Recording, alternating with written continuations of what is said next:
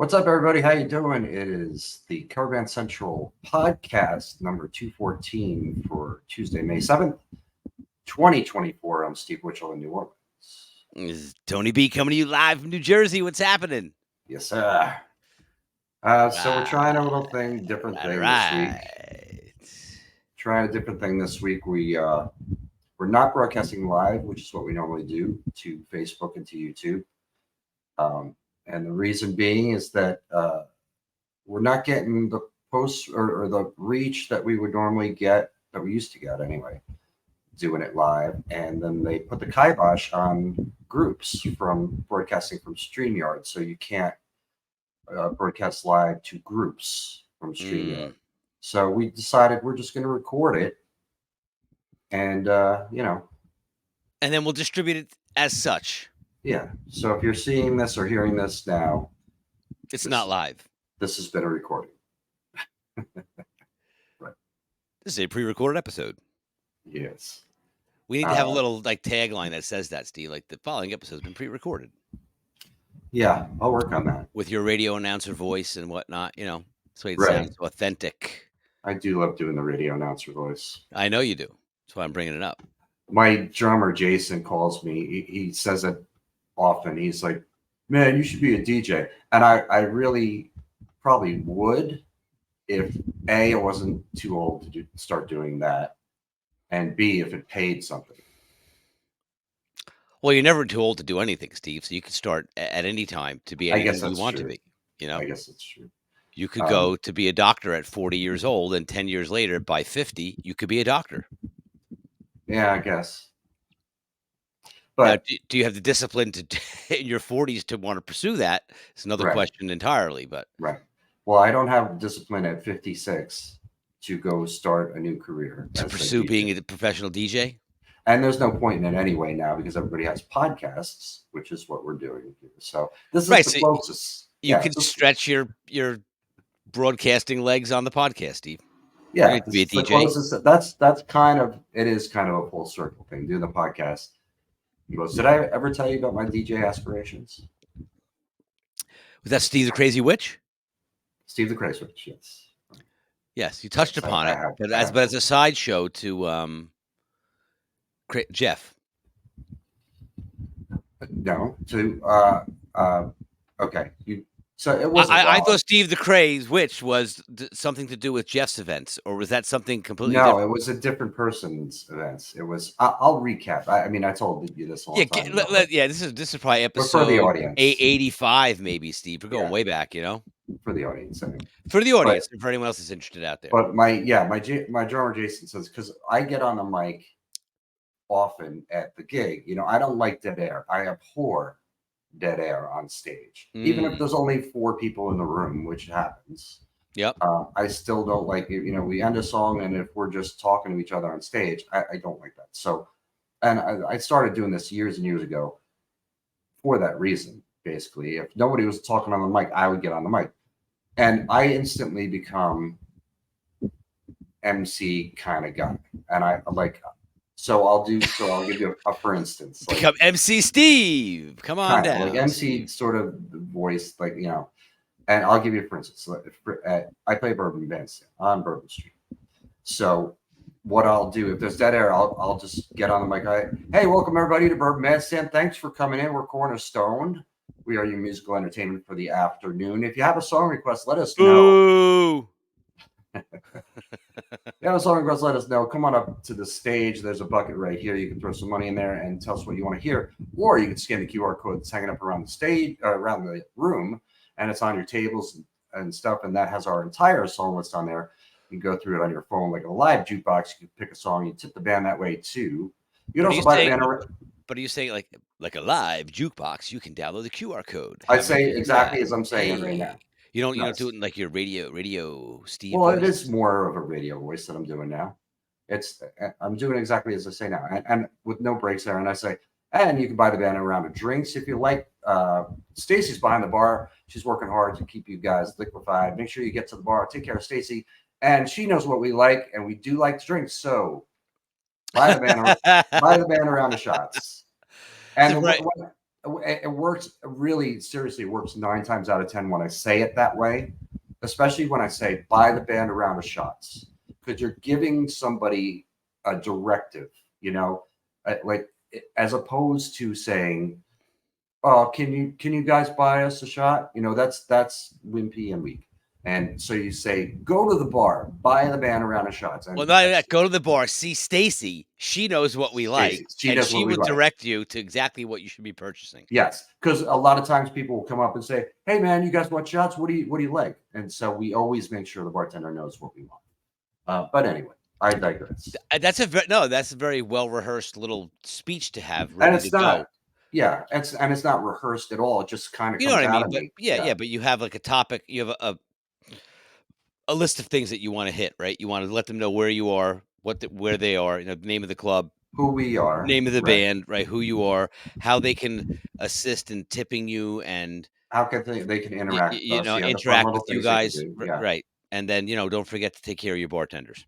yeah, and Cover all then the bases there. It's good. and then quite often somebody will chime back with something, and then I get the interaction with the people, which I really really like. That's where I kind of thrive, and I don't know where the hell it comes from, dude. Like I don't know, because again, it's not rehearsed. It's not. I've never been like a person that's been on stage just talking, without music and all that going on.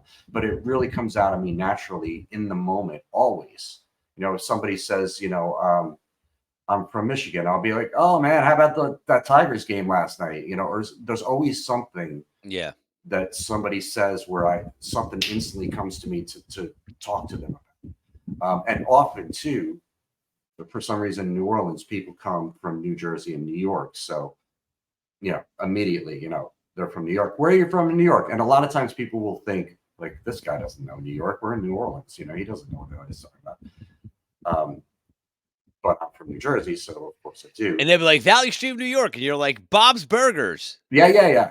And they're Yeah, like, whoa. yeah, exactly. Things like that, or I'll name highways or street names or venues or something like that. Or like they say Long Island, I'll be like, because they'll just be like Long Island, they'll think that's the end of it, and I'll be like, oh, Suffolk or Nassau County, and they'll answer, and then they kind of light up a little bit, like, oh, this guy kind of knows what he's talking about. North Shore, So South Shore. Hopefully not people, Montauk, way out. right, people struggle with that too often in bands, like what do you say on stage and all Well, that. I think if you have a plan, like, and we talked about this in the past, like, some people can just come up with stuff. Like, if you've been doing it long enough, like we have, you have a pretty good idea of what to talk about, how to talk about it. You're comfortable on stage. You're not shy from talking on the mic. Not that anybody is nowadays, but it just No, makes it people are. easier. And then no, I'm saying, but there's no reason to be, right? Some people, like you said, you can't have dead air. You can't all be sitting there with nothing happening. So someone Right, needs to talk while that guy's tuning up or changing a guitar or fixing something or whatever he's doing. There has right, to be some kind of banter going on. So I think right. it's important to have it, but I think at the same time, like you said, if you have some kind of topics that you constantly hit on, it makes it Yeah. easier for sure. Yeah, I have bullet points really basically in my head that I want to talk about. And then there's a bunch of other ones during the course of the day that either come up or that are just kind of routine to talk about. But anyway, I digress. Let me go back to the DJ thing, and I'll recap that story. When I was a kid, I was around 10, 11 years old maybe. I collected records. I loved listening to music, records on my record player, vinyl, um, and I loved the radio too. I listened to the radio all the time. I would listen in my room, out. I had a little transistor AM FM radio, or it might have just been an AM radio really. And I would listen to that. I'd go outside, ride my bike, listen to my radio, It's and I loved, WCBS FM. yeah, and I just loved the whole concept of radio. And so I listened. I really kind of quote unquote studied it without really trying to study it. But I always loved the DJs, the way they talk, the way they introed records and stuff. So so I had all these records, and I decided I was going to make a little radio show for myself. And I had a tape recorder, this little Panasonic tape recorder, and I would borrow my brother's record player so I could segue songs, and I would make a list. Like I needed a theme. I was this clever, I guess, at 10, 11. I guess a lot of kids are clever at 10 or 11 years old. So I was like, I'm going to do my show. It's going to be the top 10. And I don't think I got it from like Billboard or anything else. I think I got it from what I was hearing on the radio and what records I had, because I had to I had to play the song for the show. So I had to make sure I had a record. So I made a top 10 of my own. Like, this is my top 10. And I would do the countdown. Yeah, based And on what records you had at your disposal. yeah, but it was always like current records. It was because I Yeah. was a record collector. I would go whatever were the hits on the radio. I'd ride my bike to the store and I would go pay whatever it was at the time, 50 cents to or 99 cents maybe to get a record, to get a 45. And I would do the show, and I would use the two record players, and I would no pausing of the recording ever. I would do it just straight, kind of like we do this, I guess. And I would intro the song, and I would do what they call hit the post in DJ talk, which means you're talking, the music's going, the intro of the song is going, and the DJ's talking. It's 99.9, blah, blah, blah, blah, and the weather outside is 67 degrees, and tomorrow it'll be sunny and 85 degrees, and here is Jethro Tull, and then the vocals start. That's called hit the post.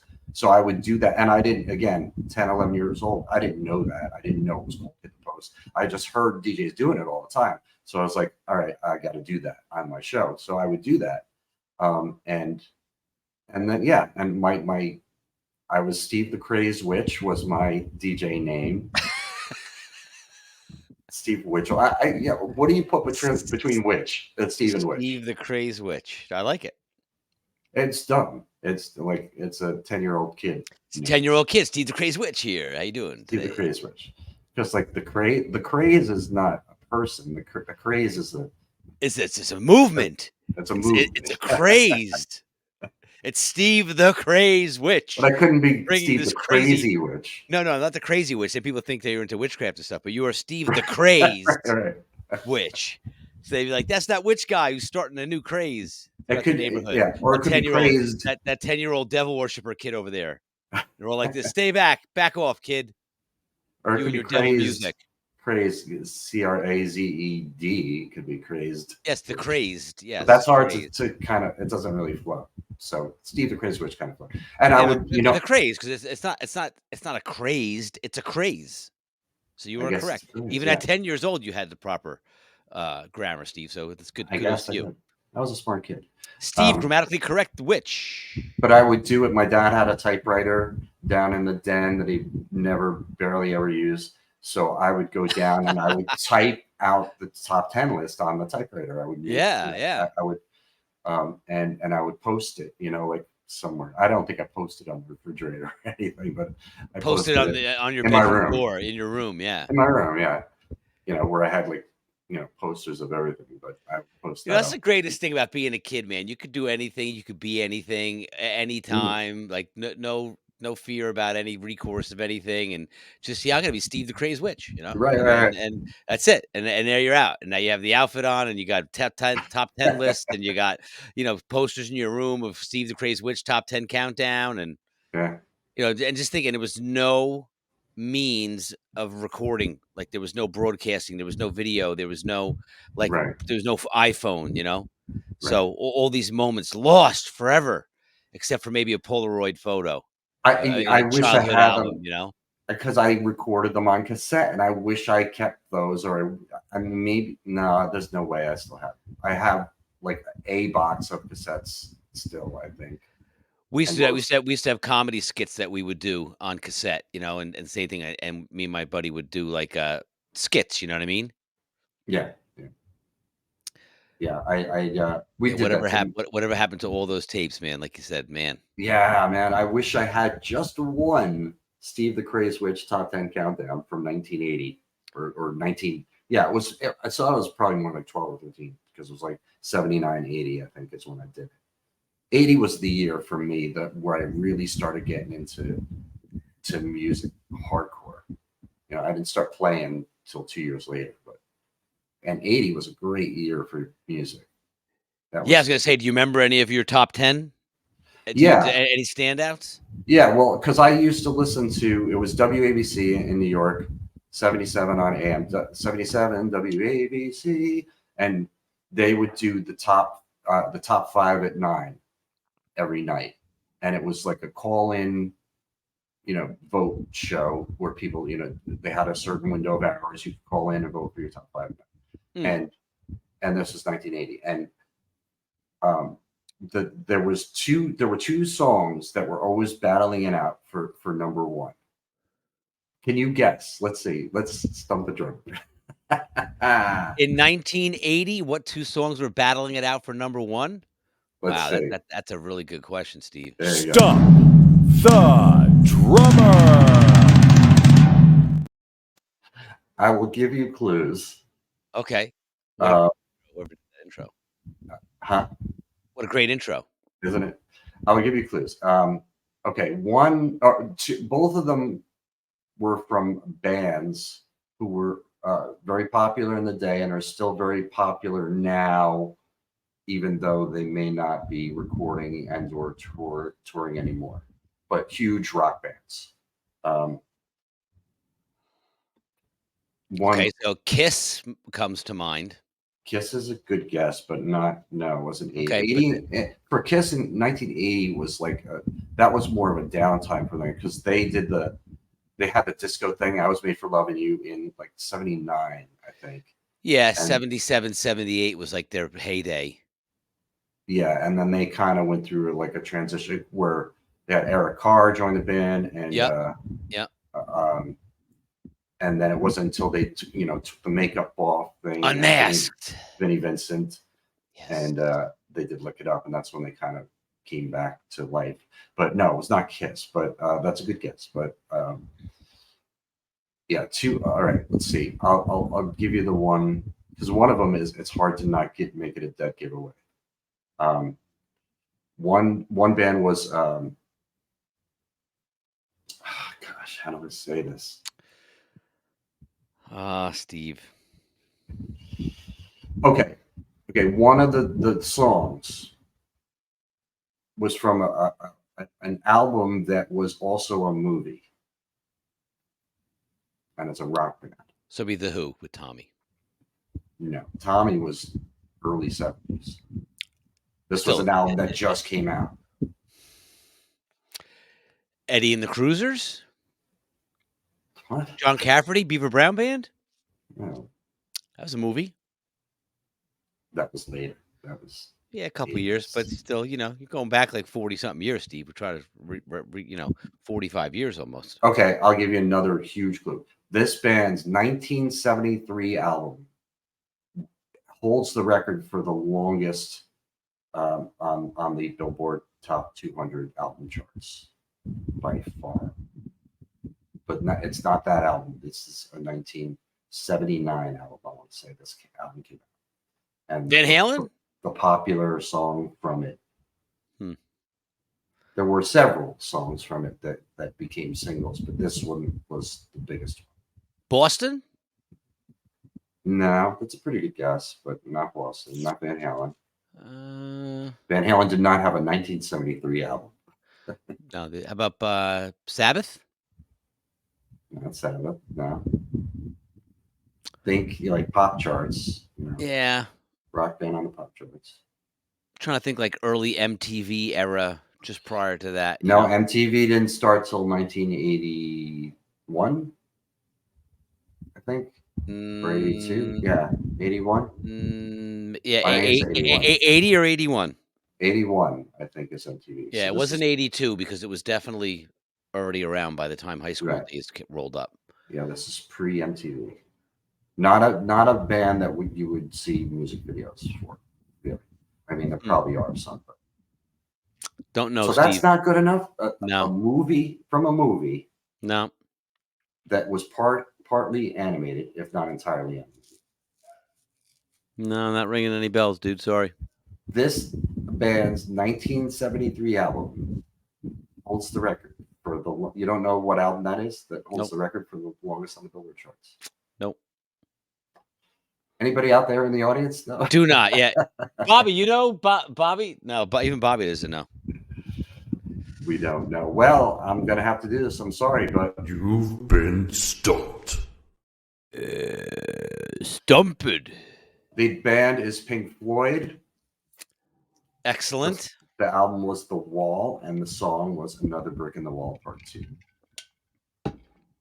That was one that was constantly requested at the time, and it was always in that top 5 at night. So therefore, it was on Steve the Crazed Witch playlist. Correct. So what is the 1973 album that I'm referring to that has the record for the longest charts? It'd be The Wall. No, The Wall came out in 79. Dark Side of the Moon. Dark Side of the Moon, yes. There you go. There you have it, Steve. Yes. Okay, the other bit.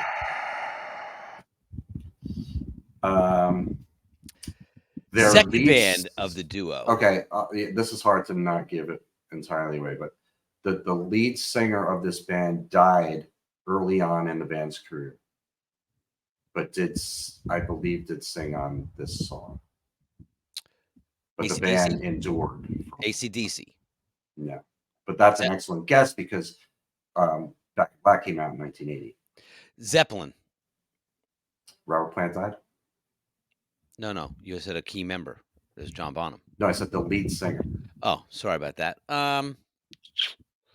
Lead singer died early. Yes.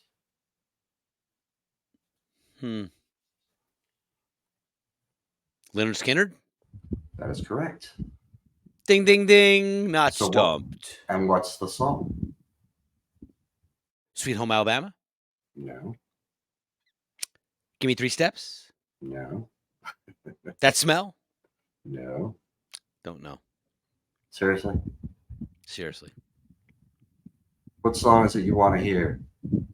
Oh, no way. The most popular, most requested song ever in the history of cover bands all across the world? Freebird. That's right. That's right. Freebird. So Freebird and Another Brick in the Wall Part 2 battled it out night after night after night.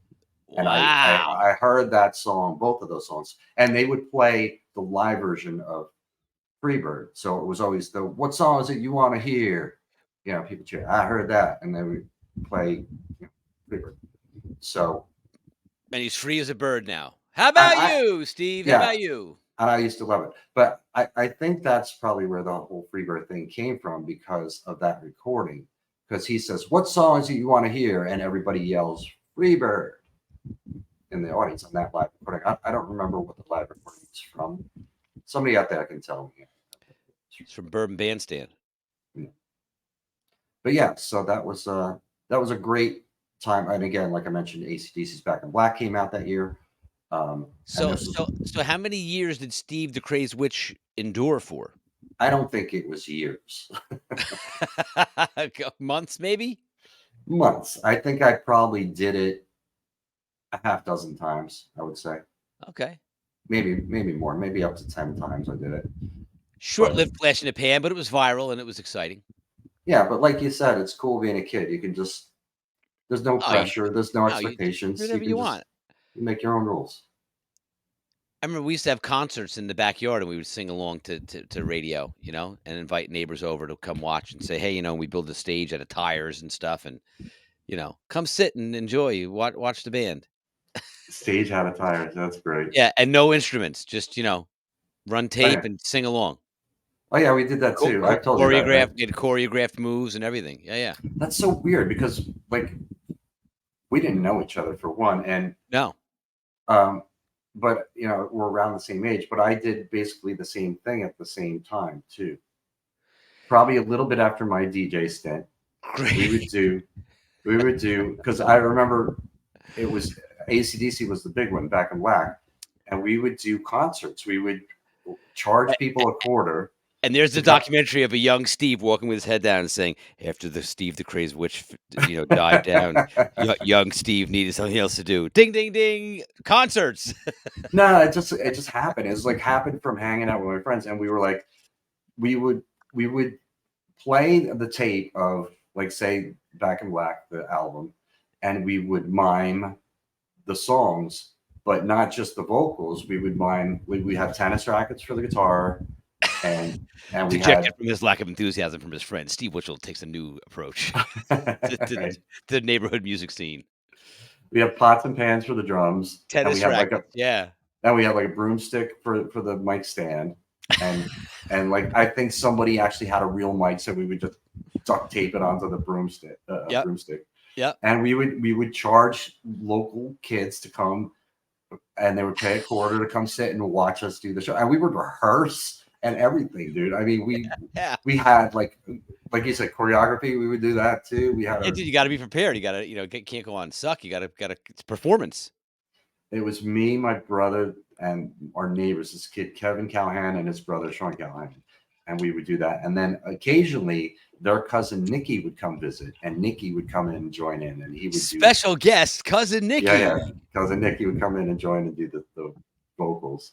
And he was good. He was good at miming the whole singing, as I remember. And I know there's pictures. Obviously, there's no video. I wish there was video, but there's pictures I have of it. Oh yeah, for sure. I still have pictures of it. We gotta see that. In the garage, with the shelves on the side with the motor oil and the Oh yeah, and antifreeze action photos of the band performing with the broomstick. It's great. yeah, kids, just silly kids not knowing anything. But No, it's good times, man. Like I said, you used to, sky was the limit. Whatever your creativity you had and whatever you can come up with was, like you said, there was no holds barred. yeah, and I think that really did me well for going into actually playing an instrument and actually playing on stage. Because once I did that, once I was actually on stage, I kind of felt like I've already done this. It wasn't. I was a little bit. I remember my very first gig. I was definitely nervous, and I didn't really move around much. But I was actually really playing an instrument, and had to play it right, or had to try. Well, like I can remember being in like high school and my dad playing in a concert band, and they would travel and do concerts in the summer. So he would have in his van like two timpanis, a full size xylophone, a marching bass drum.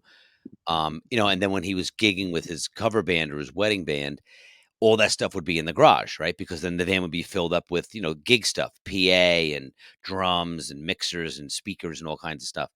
So I Mhm. can remember having parties and having live band, but then we would go in the garage and like carry the timpanis around the side of the house and bring them in the front door or in the back door because they wouldn't really fit through the door; they were too big, and would wedge them and get them into the downstairs of my house. And like we'd have parties and the band would play, but we'd have live timpanis and marching bass drums, like Imagine Dragons, but like 40 years ago, before Imagine Dragons was even Right. imagined.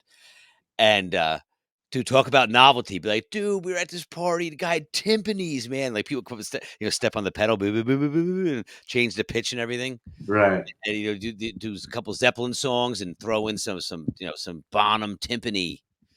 No gong though. He never had a gong. That was the one thing we were missing. Yeah, that's a toughie because gongs are huge and heavy and probably very expensive. Oh yeah, And mega expensive, mega and it's not thousands. like you use a gong in every song, or you could Correct. just keep, or you Yeah, can keep hitting the gong, like your cymbals. and even for transport, you'd have to like wrap it in a blanket. It'd have to be like crated up to some extent. You couldn't just throw it in the back of the van. It's just too expensive. It'd get all banged up. That would be a funny sketch, man, to do where like a drummer is playing and he's hitting the gong as often as he would hit a crash cymbal. He just A keeps hitting the ride gong, cymbal, riding on or a ride cymbal, gong. Yeah. riding on a gong. Right? It's funny. Terry Bozzio had a gong set up for a while as a ride cymbal, and he did use it. Really? Yeah, a smaller gong. No, I'm talking like the big John Bonham Like gong. the symphonic gong. Like, yeah, or the Alex Van Halen yeah. did it too. Those gongs are like $5,000, $6,000, $8,000. They're not cheap. Yeah, well, that's a lot of They're big money. forged metal that is Yeah, indeed it is. heavy, probably heavy. We talked about this. Remember the gong whisperer guy? The gong About the 80-inch symphonic gong. Yeah. Oh yeah, that's right. Yeah. Yeah, it's crazy. But so yeah, so the thing you were referring to about the DJ thing was, or about the side show kick thing is my buddy owns a comic book store. His name is Steve as well, and he's Funny Steve, not Steve the Craze. And he hosts this sort of mini Comic-Con type of thing every once in a while, and he has music and it's like a variety show he does. So I am the DJ slash sidekick. But he's been doing it for years, right? I mean, you've done it a bunch of Yeah. times. I've done it 6 times, I think, maybe now. I don't remember. But yeah, we started it. I mean, the first time I did it was back in, I want to say 98, maybe. So yeah. So, but we've only done, he doesn't do it every year. Obviously, so, but yeah, so I get my kind of DJ fix doing that too. You know, playing the role, which is fun. Sideshow Steve the Craze. Sideshow Steve the Craze. I think you just become like, just the Craze. The Craze. Hey, it's the Craze here on yeah. 101.9 www. You're here with the Craze. The water's great. Come on in. WCBC. WCBC. There you go. I didn't think WCBC Canadian in Broadcasting the Wisdom Company. Hour. That's it. Yeah. The Canadian Command Broadcasting Central Company. Yeah. Since Canadian Broadcasting Company is CBC and they are a broadcasting company, I certainly couldn't say WCBC. 8:38 Eastern Standard Time. You're with the Craze. How can I direct your call? I think I'd really upset Canada, all of Canada. I think that should be the Craze. That should be your new name, the Craze. I don't know. Craze. The Craze. No, that was the thing that came and went. And I can be Mad Dog and you can be the Craze. And that'll be the new show. No, Mad Dog and the Craze. Mad Dog's already taken. Mad Dog and the Craze. Um, Everybody's Mad Dog. Well, there's the famous Mad Dog in New York sports radio. Mm-hmm. So come up with something different. There's no Craze though. There's only one and only Craze. You're Tony 24, man. That works. I'm the Fabulous T. The Fabulous T. There you go. Should I put up our names even though we're not live? Should I display names? Sure, why not? Yeah, we'll take a commercial break, and we'll be right back. Hey, we're back. How you doing? You're back with the Craze and Tony 24. Fabulous T. So did you see the Bon Jovi documentary? I did not. Okay. There's a new I'd be interested to watch it though. That's probably pretty interesting, being that he's from Jersey. Yeah, it's on Hulu. It just came out last week, I think, or maybe a week and a half ago. Are you familiar with it anyway? I knew it was coming out, but I haven't seen it. I haven't seen any promos for it. Nothing. Do you have Hulu? Yeah. Okay, it's on Hulu. When you get a chance, check it out. You will enjoy it. It's really good. It's in 4 parts, and hour segments. One of them's an hour and a half. One of them's like an hour 15. The other 2 are a little shorter. But it's, like you said, being from Jersey and growing up in that era, because for me, Bon Jovi was they were one of my favorite bands back then. Even from the first record, which I had, and Runaway obviously was the big single. Well, that was their big breakout hit. Remember, that was like put them on the map. Yeah, and it was on MTV, and I was an MTV junkie as a kid at that time. I watched it all the time, and then when the second record came out, 1700 Degrees Fahrenheit. Hey, do you remember what year that was? I was all over it. When Runaway came out? I think 83, but I could look it up. I do have a computer at my disposal. Yes, excellent. My assistant is on for the evening. Otherwise, I would just ask him to bring it up. 84. Okay. Wow, I didn't realize it was that late. Yeah, I thought it was earlier than that too, but I guess it makes sense because if you think about it, from 84 to like 90 is Bon Jovi's heyday, Like that stretch of 6 years right there. They were huge, Yeah. So it starts, it kind of bounces back and forth, the whole documentary, between present day and past, but it's done very well.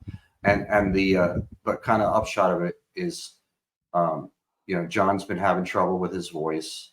Yep. And there were a ton of videos, 2 years ago when he was out on YouTube when they were touring and showing how, like, that he was sounding.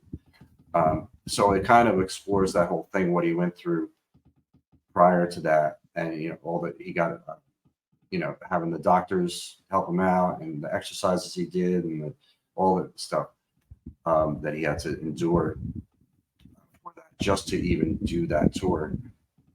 And but it starts with basically in present day, where they go to what used to be called the Brendan Byrne Arena, which is a 20,000 seat arena in New Jersey, in the Yeah. Meadowlands Sports Complex in East Rutherford. Seen hundreds of shows there. Yeah, I mean, I've seen a ton of shows there too. As a kid, that's where we used to go. It was a half hour away from my house. And every major band went there. Every major band every played band there. that was a stop on their tour. So I mean, Yeah, I'm sure you can reminisce too, but I remember seeing so many bands there: Van Halen, Motley Crue, Queen, Styx, Billy Squier, Pink Floyd, Iron Maiden, Priest, yeah, George Thorogood, like you name it. They whenever a band was around, that's what they came through yeah. town. They were stopping there. Yeah, and if they were a huge band, they didn't play Brendan Byrne Arena. They would play Giant Stadium, which was in the same complex, which is more like 60,000. But that was People. also few and far between back then of any band selling out stadiums. Yeah, Most bands were in that 20,000 seat. yeah. Like Most we bands saw were. Rush there probably 25 times. Yeah, yeah. I saw Bon Jovi there and at Giant Stadium as well, twice at Giant Stadium. But anyway, so that arena is still standing, but it's not being used anymore. And I think they changed it to Continental Airlines Arena after that. And then it was Izod Arena for a while. Yeah. Yeah, but it's not being used anymore. But the building is still there. So the band Bon Jovi and the crew, film crew, and everything went in to rehearse for the 2022 tour into the Brendan Byrne Arena, Right. and so the beginning of the documentary is a lot of it is filmed in there, showing him walking around the arena, and it's a trip, man. For me and for you, like, who have been there so many times, just and haven't been there in a long time, seeing it again on film and like, wow. I mean, it's just, it looks exactly like the way it did. The seats, the red seats, super close together, and it's cool. It's really, it gave me an instant feeling of nostalgia when I first started watching that. And again, I grew up in that time when Bon Jovi, Runaway, and then the next album with In and Out of Love and all that. That was my kind of coming of age time when I was, first started playing bass, first started having a girlfriend and all that stuff. And then of course, Slippery When Wet was monster hit. And that's the one that propelled them to superstardom. So yeah, it's cool. I recommend it. It's cool watching it. And you kind of get the lowdown now of the reasons that Alec John Such was out of the band, because I kind of heard reasons why, but never really completely understood it. And then the whole Richie Sambora thing, why he left, and you get Richie's interview throughout the whole documentary. So he's an active participant in the whole story. Yeah. So he tells all his story. And are him and John friends again at the end now, or are they still? Well, I mean, that's one thing I learned is they never were not friends. There was never any animosity towards each other. They just decided they couldn't work together and that their working relationship had to come to an end? No, it was Richie was having substance abuse. No, I know, but I'm saying, so they all sat him down as a band and just said, you need to get help, like you're out of the band, or he bailed? No, he bailed. There was a gig that they had, and I don't remember what the year was, but they were starting like a new tour, and Richie didn't show up for the gig. He just didn't show up. Wow. Yeah, and John says, like, we had a car waiting for him to get him to the plane, and and he just never showed up. And so they had to improvise, which is crazy, man, because I have to deal with that all the time. So so he doesn't show up to the gig. They obviously couldn't cancel the gig, right? Because it's already, people are already assing seats, right? Right. So so how do they improvise? They got the guy, I forget his name now, but he was a guy who was very close with the band and knew all the songs, to play guitar. Wow. and and Hey, lead dude, can you singing parts. be at this place in an hour? We need you to fill in tonight. Well, he was somebody that was with the band already. He was like a guitar tech and did things with the Yes, so band. he was able to step in But as a backup. he knew the parts, and I'm not sure if he did Richie's vocals or somebody else did, but I wonder if um, they had that preset as a safeguard, knowing that that could happen. Because something like that doesn't just appear overnight. Like, oh wow, I wonder why Richie didn't come to the gig. Like, there's got to be a history of before that, of problematic behavior where maybe they were tipped off to it and said, we have to start thinking about what if he doesn't show up one day. yeah, that was never a consideration according to him. It was Mm. they never in their wildest dreams thought that that would happen. There were certainly red flag signs that there were things going on, but never thinking he's just not going to come play the Well, gig. you would think at that level of commitment too, right? Like the cost that's involved with putting on a show like that and the responsibility that, that's a heavy responsibility and a burden that you have a commitment to. So you Oh can't yeah, just take it lightly like, "Oh, I'm not feeling too good. I'm not going to make it to the gig," or "I had too much to drink. I'm just going to blow it off." yeah, you know? and yeah, and Richie talks about it, what his side of it and his experience with it in the documentary. But yeah, it's wild that at that level, because I deal with that not all the time, but sometimes where somebody doesn't show up for the gig or so, and you have to improvise. You have to go on with the show, and that was John's big thing. Was like there's crew that's depending on this. There's Yeah. 20,000 kids that bought tickets. There's lighting. There's unions. There's all He's like, No, and so I he mean, the was the the money, the commitment of dollars to put on a show like that is in the millions. So it's not something yeah, to be taken lightly, and they have huge legal ramifications, if they don't fulfill their end of the deal. right.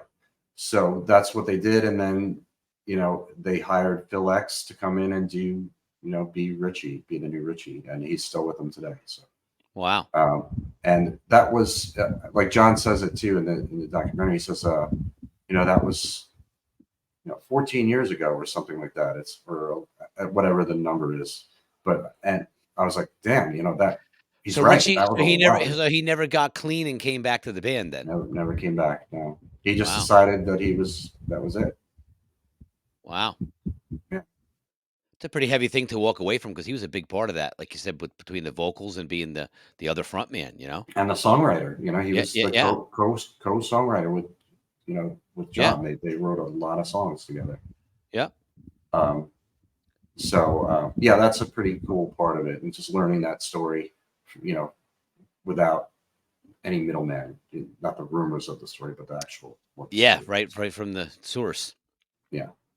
Um, yeah, and all the success that he's had, and I mean, really a tremendous work ethic that John has had throughout the years, and you know, and it's age is a bitch. He's 62 now, or Mm. at least when that was filmed, and just takes a toll on you physically. You just can't really do what you did Yeah. before. And it's amazing that the guys that can still do it, like Steven Tyler, although I don't know. I mean, he was having troubles with his Well, voice too. Stones are back out, so we'll see Yeah, how they're all in their they just 80s played now. Jazz Fest. They just Yeah, played Jazz Fest this past weekend. I didn't go, but that's amazing. yeah.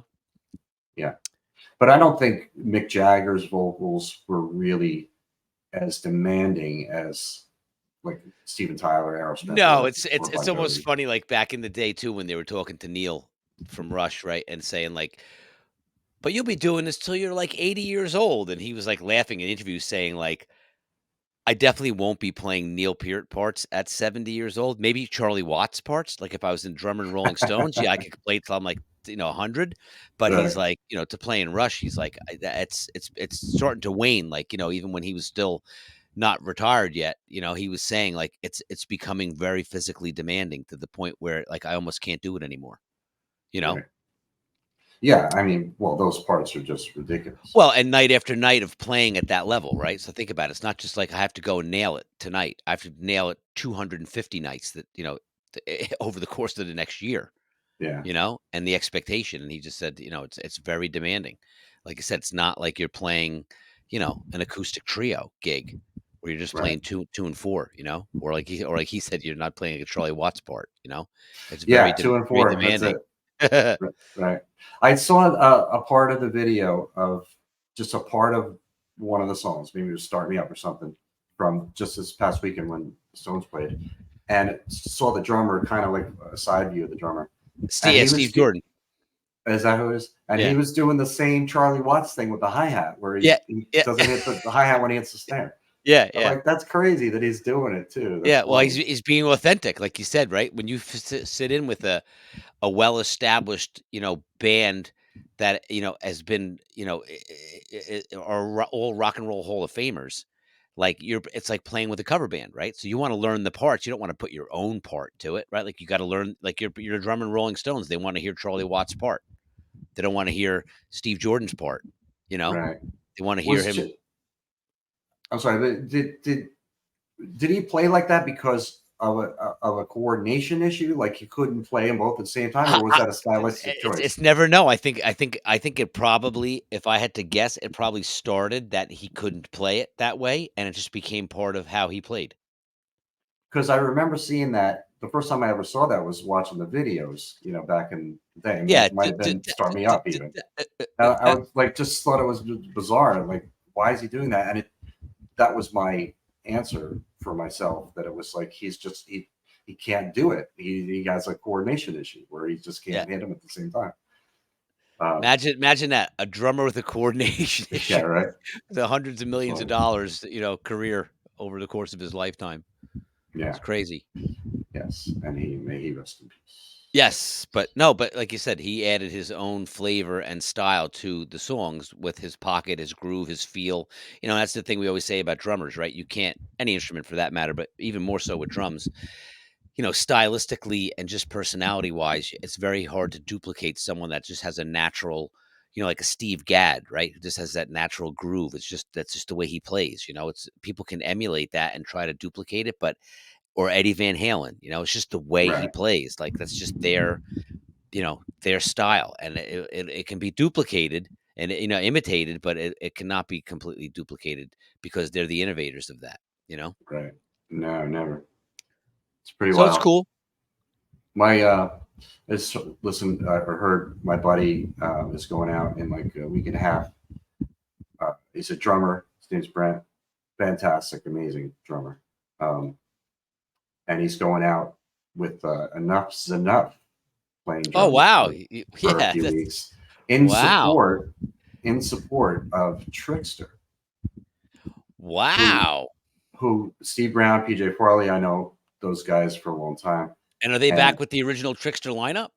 I doubt it. I don't know if it's a full band, because they had done that. Those two are probably the hardest working musicians out there. They are constantly um, out playing with somebody, doing a lot of the Trickster thing, and God bless them for what they've done, especially Steve Brown with Trickster, with its legacy, because Trickster had its day in the sun, and it was relatively brief for Yep. you Yeah. know for but he's milking that for all it's worth, and he should, because they did have the first album went gold, and they had a kind of a minor hit with "Give It to Me Good." That was their MTV Yep. video They had one single. video. Yep.